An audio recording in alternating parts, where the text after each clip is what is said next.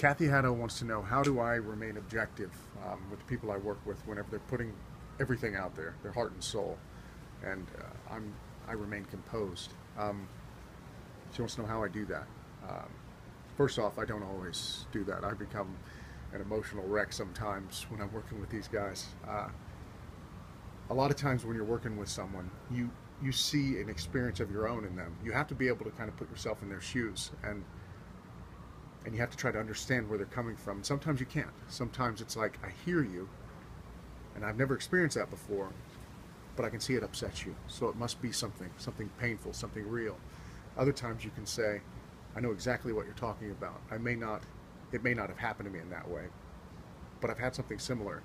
And whenever you have someone that you're working with that you can really relate to, that you feel like they've experienced something that you've experienced, there's kind of there's a connection there.